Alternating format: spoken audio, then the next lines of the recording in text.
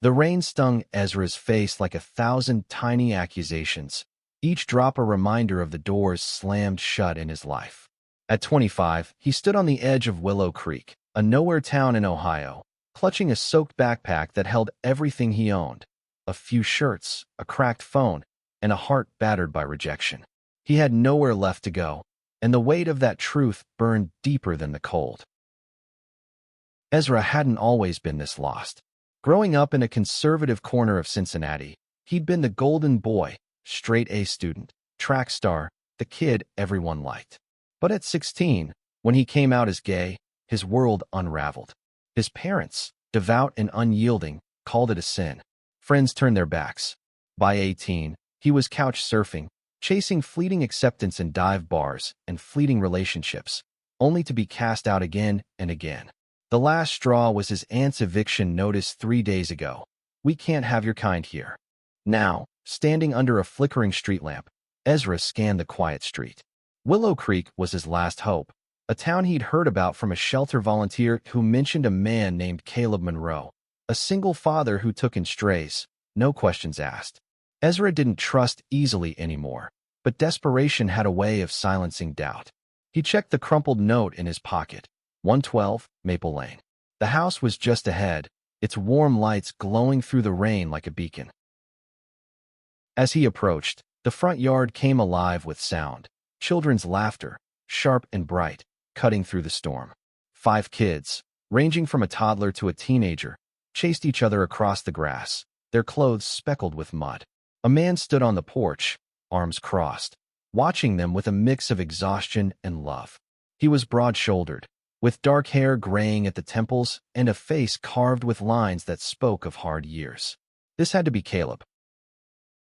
Ezra hesitated at the gate, his heart pounding. What if this was another dead end? Another door slammed in his face? But before he could retreat, the man's eyes locked onto his. Caleb's gaze was steady, not judgmental, and for a moment, Ezra felt seen, not as a problem, but as a person. "You must be Ezra," Caleb called, his voice warm but firm, cutting through the rain. "Come on in. You're soaked." Ezra froze. How did he know his name? The shelter volunteer must have called ahead. Swallowing his nerves, Ezra pushed open the gate and stepped forward, the muddy path squelching under his worn sneakers. The kids stopped playing, their curious eyes tracking him. A girl, maybe 10, with braids and a skeptical frown, spoke first. "Who's he, Dad?" she asked, hands on her hips. "Someone who needs a place to crash, Lila," Caleb said, ruffling her hair. "Go help your brothers with the fort. Dinner's soon." Lila huffed but obeyed, herding the younger kids toward a half-built blanket fort in the yard. Ezra stood awkwardly, dripping on the porch. Caleb gestured toward the door. "Come on, let's get you dry." Inside, the house was chaos wrapped in warmth. Toys littered the floor, a pot simmered on the stove, and the walls were covered in kids' drawings and family photos. Ezra's chest tightened at the sight, a life he'd never had, not since his own family turned him away. Caleb handed him a towel. "Bathroom's down the hall. Clean up, then we'll talk." His tone wasn't unkind, but it carried an edge of authority, like he was used to being obeyed. Ezra nodded, too tired to argue, and shuffled to the bathroom.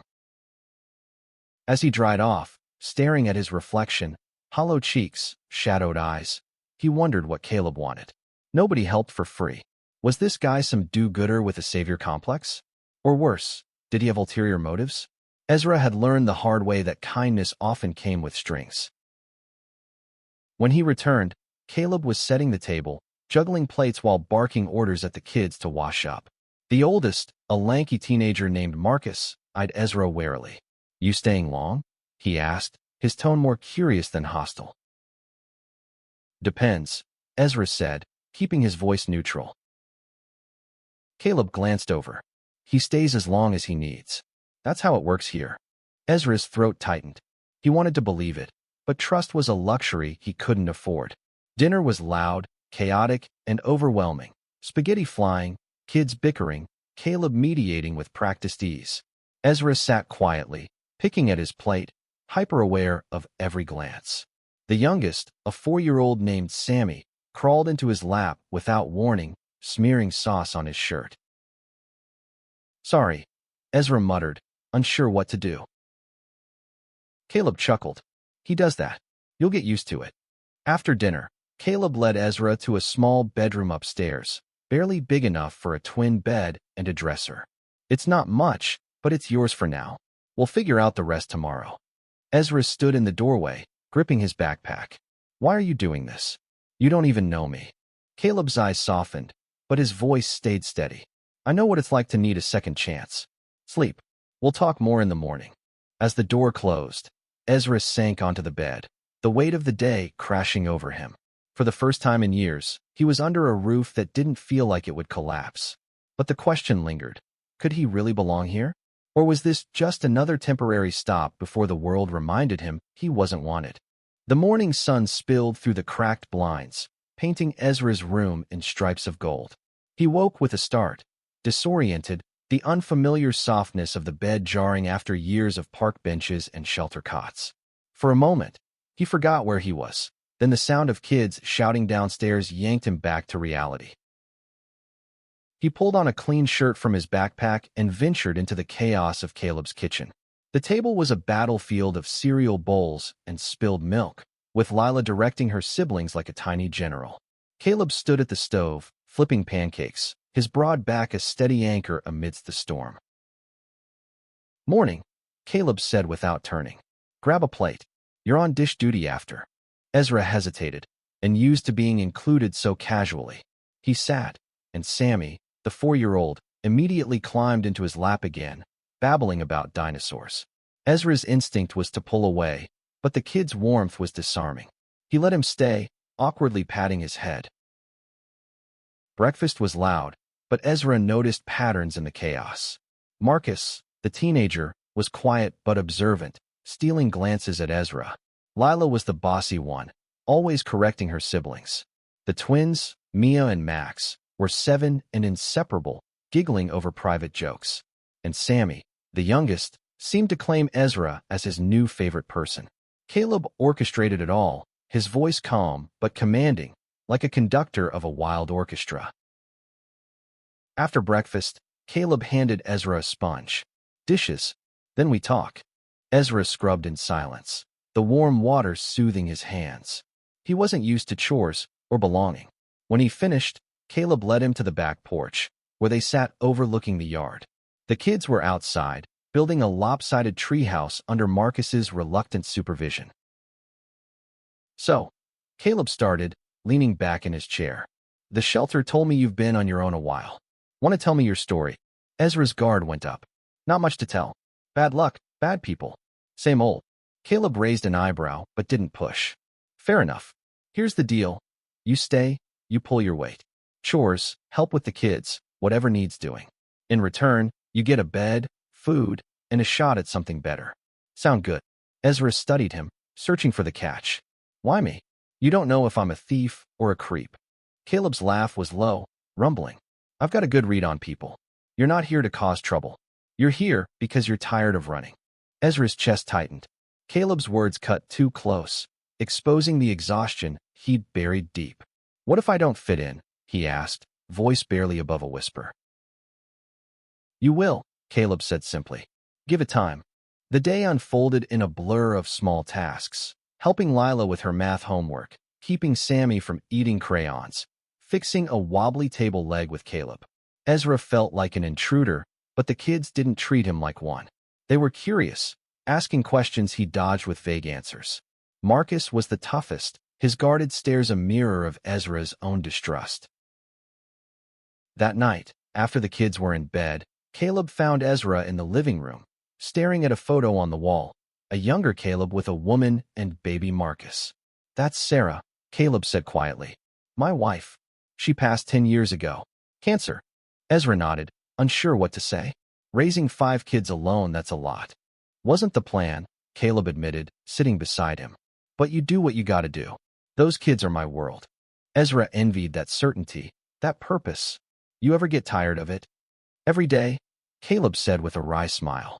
"But then Lila makes me laugh, or Sammy hugs me, and it's worth it. You'll see." Ezra wanted to believe him, but doubt gnawed at him. He'd been burned too many times. Still, as he lay in bed that night, the house quiet except for the creak of old pipes, he felt a flicker of something he hadn't felt in years: safety. The next few days settled into a rhythm. Ezra helped with chores, learned the kids' quirks, and started to relax around Caleb's steady presence. But tension simmered beneath the surface. Marcus's wariness grew sharper, and Ezra overheard him muttering to Lila about strangers taking over. One afternoon, while fixing a bike tire with Caleb, Ezra caught Marcus glaring from the porch. "He doesn't like me," Ezra said, tightening a bolt. "He's protective," Caleb replied. "Give him time. He's been through a lot." Ezra nodded, but the weight of Marcus's distrust lingered. He knew what it was like to guard your heart. The question was whether Marcus would ever let him in, or if Ezra even belonged here at all. A week into his stay, Ezra began to notice the cracks in Caleb's carefully built world. The house was a sanctuary, but it wasn't perfect. Bills piled up on the kitchen counter, and Caleb's late-night phone calls with a social worker hinted at financial strain. The kids, too, carried their own scars. Lila's fierce independence masked a fear of being left, and Marcus's silence hid a deeper anger. Ezra recognized those wounds. They mirrored his own. One morning, while helping Max and Mia with a school project, Ezra overheard Caleb on the phone in the next room. "I know the budget's tight, but I can't let him go back to the streets," Caleb said, his voice low but firm. "He's a good kid. He just needs a chance." Ezra's heart sank. He was a burden, another mouth to feed in a house already stretched thin. He threw himself into chores, hoping to prove his worth, scrubbing floors, fixing leaks, even teaching Sammy to tie his shoes. But the harder he worked, the more Marcus's resentment grew. It came to a head one evening when Ezra found Marcus in the garage, tinkering with an old radio. "You don't have to keep watching me," Ezra said, trying to keep his tone light. "I'm not stealing anything." Marcus didn't look up. "Didn't say you were." "Then what's your deal?" Ezra pressed, frustration bubbling over. "I'm trying here." Marcus set down his tools, his dark eyes cold. "You think you can just show up and be part of this? We don't need you. Dad's got enough to deal with." The words stung, but Ezra held his ground. "I'm not trying to replace anyone. I don't have anywhere else to go." For a moment, Marcus's expression softened, but he turned away. "Just don't mess this up for us." Ezra walked away, his chest tight. He wanted to belong, but Marcus's words echoed the rejections he'd faced for years. That night, he sat on the back porch, staring at the stars, wrestling with the urge to run. Caleb found him there, holding 2 mugs of coffee. "Marcus giving you a hard time?" Caleb asked, handing him a mug. Ezra shrugged. "He's just looking out for you guys. I get it." Caleb sat beside him, his presence steadying. "He's been through a lot. Lost his mom young, then watched me struggle to keep this family together. He's scared of change." Ezra sipped the coffee, its warmth grounding him. "I don't want to make things harder for you. If I'm a problem." "You're not," Caleb cut in. "You're helping. Lila's grades are up since you started tutoring her. Sammy's obsessed with you. Even Marcus notices, even if he won't admit it." Ezra's throat tightened. "I've never had this. A family. I don't know how to do it." Caleb's eyes held his, kind but unflinching. "You're doing it right now. Just keep showing up." The next day, Ezra threw himself into proving Caleb right. He helped Lila build a model rocket for her science fair, laughing when it misfired, and sprayed them with glitter. He taught Max how to whistle, earning a rare grin from the shy twin. Even Marcus softened slightly, joining them for a pickup basketball game in the driveway, though he still kept his distance. But the town wasn't as welcoming. Willow Creek was small, and word of a newcomer spread fast. At the grocery store, Ezra caught whispers and sidelong glances. "Heard he's one of those," a woman muttered to her friend, her tone dripping with disdain. Ezra's stomach churned, the old shame creeping back. He'd faced this before, judgment for who he was, not what he'd done. When he told Caleb about it later, the older man's jaw tightened. "People here can be narrow-minded, but you're not here for them. You're here for you, and for us." Ezra wanted to believe him, but the whispers followed him. At a town fair, a group of teenagers heckled him, their slurs cutting deep. He kept his head down, but the humiliation burned. When he got home, he found Caleb waiting on the porch, his face stormy. "Lila told me what happened," Caleb said. "I'm sorry. You don't deserve that." Ezra shrugged, his voice tight. "I'm used to it." "You shouldn't have to be," Caleb said, his voice low but fierce. "This is your home now. You're worth more than their garbage." For the first time in years, Ezra felt a spark of hope. Caleb's words weren't just comfort, they were a promise. But as he lay in bed that night, he couldn't shake the fear that this fragile belonging could shatter at any moment. Weeks turned into months, and Ezra began to find his place in the Monroe household. He wasn't just a guest anymore. He was part of the rhythm. He knew Lila's favorite books, Max's fear of thunderstorms, Mia's obsession with painting, and Sammy's habit of sneaking cookies. Even Marcus's walls started to crack. He'd grunt a thanks when Ezra fixed his bike or helped with algebra. But the bond that grew strongest was with Caleb. Their late-night talks on the porch became a ritual: coffee, quiet, and stories that peeled back layers of their lives. Caleb shared how he'd fought to keep his kids after Sarah's death, working double shifts as a mechanic to avoid losing them to foster care. Ezra opened up about his own losses, his parents' rejection, the betrayal of friends, the nights he'd spent wondering if he'd ever be enough. "You are enough," Caleb said one night, his voice steady. "You've been fighting alone too long. You don't have to anymore." Ezra's heart raced at the words, and at the way Caleb's eyes held his, warm and unwavering. He pushed the feeling down, afraid to name it. Caleb was straight, a father, a man who'd built his life around his kids. Whatever Ezra felt, it was one-sided, dangerous, and impossible. Still, the pull was undeniable. Caleb's kindness, his strength, the way he laughed at Ezra's sarcastic quips, it stirred something Ezra hadn't felt in years. He tried to focus on the kids, on earning his keep, but every shared glance with Caleb felt charged, like a spark waiting to ignite. Trouble came when a social worker visited, her clipboard and sharp questions slicing through the house's warmth.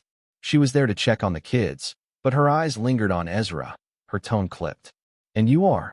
she asked, as if he were an intruder. "He's family," Caleb said firmly, before Ezra could answer. "He's helping out." The social worker's lips pursed, but she moved on.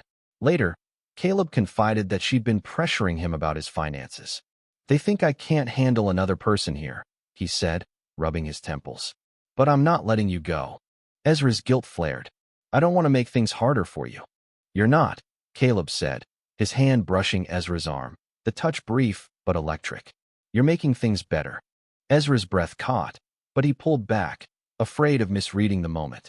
He threw himself into helping more, taking the kids to school, fixing the leaky roof. Anything to prove he wasn't a burden. But the social worker's visit had rattled him, and the town's judgment grew louder. At a parent-teacher conference, a mother cornered him, her voice dripping with venom. "You're the one living with Caleb, right? People like you shouldn't be around kids." The words hit like a punch, and Ezra fled, his old shame roaring back. He avoided Caleb's eyes that night, retreating to his room. But Caleb knocked, his voice soft through the door. "Ezra, talk to me." Ezra let him in, his walls crumbling. "They're right. I'm a risk. I don't belong here." Caleb's face hardened. "That's bullshit. You belong as much as any of us. Don't let them win." Ezra's eyes burned with unshed tears. "I'm tired of fighting, Caleb. I've been fighting my whole life." Caleb stepped closer, his voice low. "Then let me fight with you."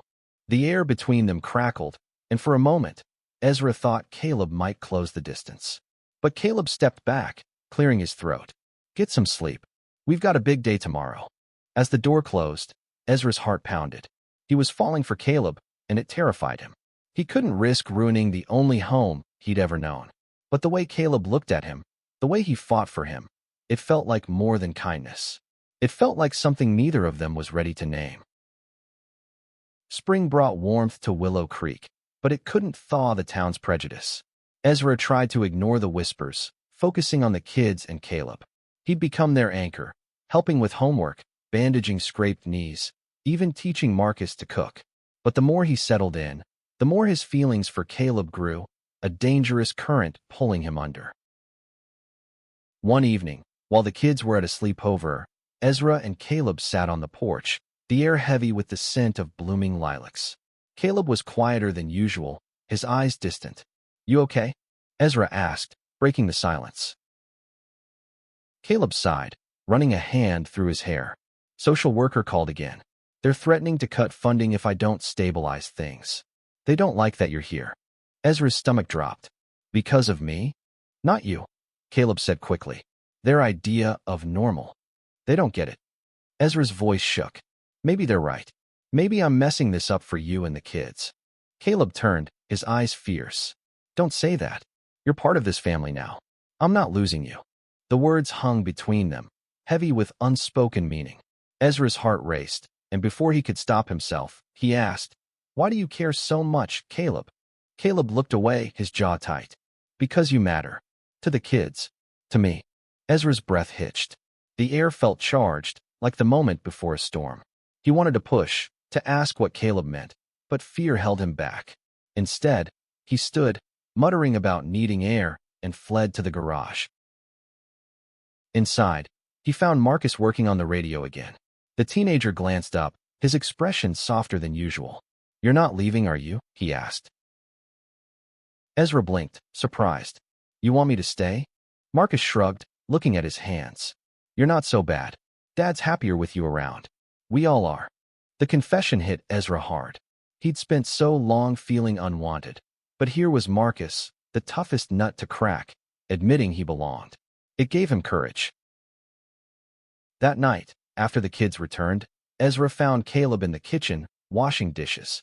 "We need to talk," Ezra said, his voice steady despite his racing heart. Caleb dried his hands, his eyes searching Ezra's. "What's on your mind?" Ezra took a deep breath. "I'm falling for you, Caleb. I know it's complicated, and I know you're straight, but I can't keep pretending I don't feel this." The silence was deafening. Caleb's face was unreadable, and for a moment, Ezra thought he'd ruined everything.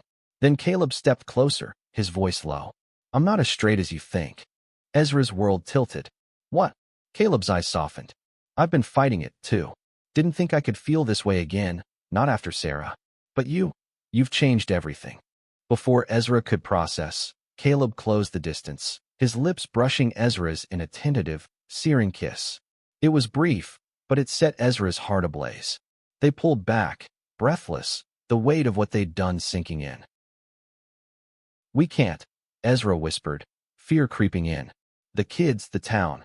We'll figure it out," Caleb said, his voice firm. "Together." But the world wasn't done testing them. The next day, a neighbor saw them through the kitchen window, and by morning, the rumors were flying. At the hardware store, a clerk refused to serve Ezra, spitting slurs. Caleb's boss warned him about reputation risks. The social worker scheduled an emergency visit, her tone icy. Ezra felt the walls closing in. He'd brought this storm to Caleb's door, threatening the family he'd come to love. That night, he packed his backpack, ready to leave before he caused more damage. But as he reached the door, Caleb's voice stopped him. "Where do you think you're going?" Caleb asked, his tone a mix of anger and fear. Ezra's voice broke. "I'm saving you. You don't need this trouble." Caleb grabbed his arm, pulling him back. "You're not trouble. You're home. Stay." Tears streamed down Ezra's face as he nodded, the fight draining out of him. For the first time, he chose to stay, not just for Caleb, but for himself. The fallout came fast. The social worker's visit was brutal, her questions laced with suspicion. "This arrangement raises concerns," she said, eyeing Ezra like he was a threat. Caleb fought back, his voice steady but fierce, detailing Ezra's contributions to the family. The kids rallied, too, Lila's fierce defense and Marcus's quiet support surprising everyone. But the town's venom was unrelenting. Flyers appeared on lampposts, calling Caleb's home unsafe. Parents pulled their kids from playdates. Caleb's hours at the garage were cut, the owner citing community concerns. Ezra felt the weight of it all, guilt gnawing at him. "We can't keep doing this," Ezra said one night, pacing the living room. "They're tearing you apart because of me." Caleb grabbed his shoulders, his eyes blazing. "They don't get to decide who we are. We fight this together, or we lose everything." Ezra nodded, drawing strength from Caleb's resolve. They sat the kids down, explaining the situation in simple terms. Marcus spoke first, his voice steady. "Your family now, Ezra. We don't care what they say."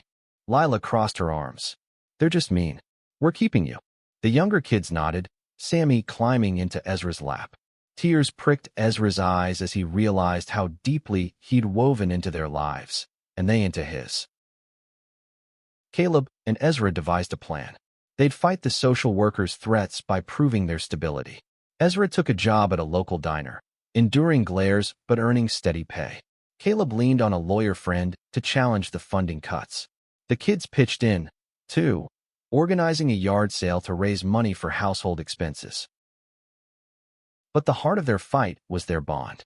Ezra and Caleb grew closer, stealing moments, a brush of hands, a quiet kiss when the kids were asleep. It wasn't easy. Caleb was still navigating his identity, and Ezra battled his fear of rejection. But their love grew, rooted in trust and shared purpose. One evening, as they worked on the treehouse together, Caleb opened up about his past. "I loved Sarah, but I always knew I was different," he said, hammering a nail. "Never acted on it. Then you showed up, and it was like I could finally be me." Ezra's heart swelled. "I never thought I'd find this. A home. You." Caleb smiled, his hand lingering on Ezra's. "You're stuck with us now." But the town's pressure didn't let up. A petition circulated to protect the kids, and a heated town hall meeting loomed. Caleb and Ezra knew they had to face it, not just for themselves, but for the family they'd built.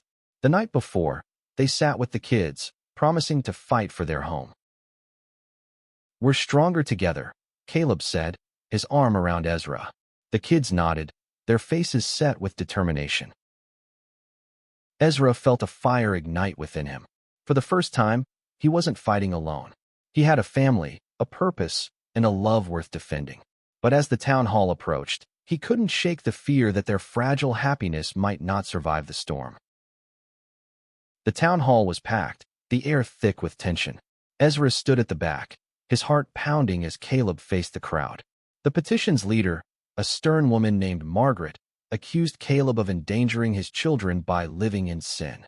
The words cut deep, but Caleb stood tall, his voice unwavering. "My kids are safe, loved, and happy," he said. "Ezra's not a threat, he's family. You don't get to tear us apart because you don't understand us." Ezra's chest swelled with pride, but the crowd's murmurs grew hostile. Then Marcus stood, his teenage frame trembling but resolute. "Ezra's been more of a dad to me than anyone. He's taught me, helped me. You're wrong about him." Lila followed, her voice fierce. "He's our family. You can't take him away." The room quieted, the kids' words cutting through the noise. A few neighbors shifted uncomfortably, their resolve wavering. Then an older man, a retired teacher, stood. "I've known Caleb his whole life. He's a good father. Let them be." The tide began to turn. More voices joined, neighbors who'd seen Ezra's quiet kindness, helping at the diner, fixing bikes, coaching Lila's soccer team. The social worker, present at the meeting, took notes, her expression softening. Margaret's petition lost steam, and the meeting ended with no resolution to remove Ezra. It wasn't a victory, but it was a start. The social worker met with Caleb privately, agreeing to maintain funding if they kept proving their stability. Back home, the family celebrated quietly, the kids piling onto Ezra and Caleb in a group hug. For the first time, Ezra felt like he truly belonged, not just in the house, but in the world. Months later, Willow Creek was still divided, but the Monroes stood stronger. Ezra and Caleb's love deepened, a quiet force that anchored the family. They faced challenges, whispers, lost jobs, the occasional slur, but they faced them together. One evening, as autumn leaves fell, Ezra and Caleb sat on the porch, watching the kids play. Sammy ran up, thrusting a drawing into Ezra's hands, a stick-figure family, with Ezra right in the center. "You're our home now," Caleb said, his hand finding Ezra's. Ezra's eyes burned with tears, but they were tears of joy. He'd been rejected for years, cast out for who he was. But here, in this chaotic, beautiful family, he'd found love, purpose, and a place to call his own. As the sun set, painting the sky in hues of gold, Ezra leaned into Caleb, their fingers intertwined. The world wasn't perfect, but this was enough.